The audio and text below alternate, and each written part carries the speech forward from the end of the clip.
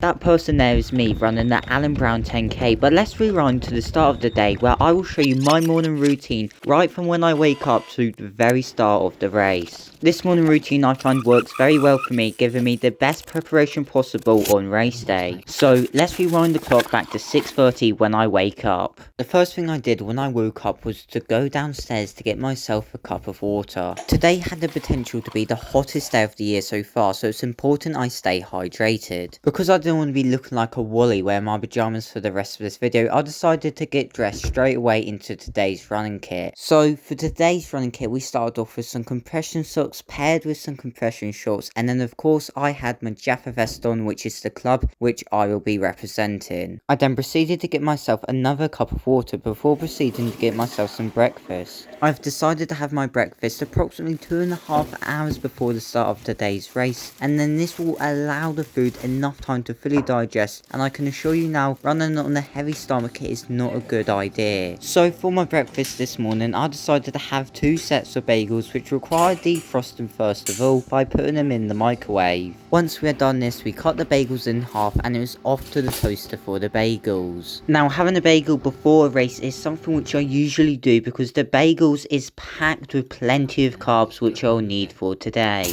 Once the first bagel is out, in goes the second bagel. And whilst I wait for the second bagel to come out, I use this as an opportunity to butter the first bagel. Once we have buttered the 2 bagels, it's then on to adding the 2 toppings, which is honey and raisins. The reason why I use honey is because it provides simple sugars which is easy to digest, and it provides a quick energy boost. I then choose to add a second topping of a mixture of raisins and currants, which provides me with more fuel and more energy to last throughout today's 10k race. And then once we've done that, we then repeat the process with the second bagel, which was just popped out of the toaster. Then of course, once you've made the bagels, it's time to eat them. Now I'd like to use this opportunity to give a quick shout out to my friend Jason Georgalis, because he came up with today's video idea. So huge credit for him to come up with today's video idea, and thank you for the idea. This video is quite unique to the sort of videos I'd normally make, and I do quite like that, to be fair, so if anybody else has any other video suggestions, please feel free to comment them down below. After this, I then proceed to clean my teeth because, well, I mean, this is something we do every day, and again we will be doing this on race day. And now for the first time ever, I'm trying something known as bicarb. I'm not entirely sure what bicarb is, but what you do is you add some white powder before adding some water and then mixing the 2 together. It then makes a gooey substance which supposedly makes you run faster. So we're here with the bicarb, which is something I have never tried before, so it's this quite gooey substance, so I'm going to give it a little try and see what it tastes like. Oh, that. Oh, fuck. Oh.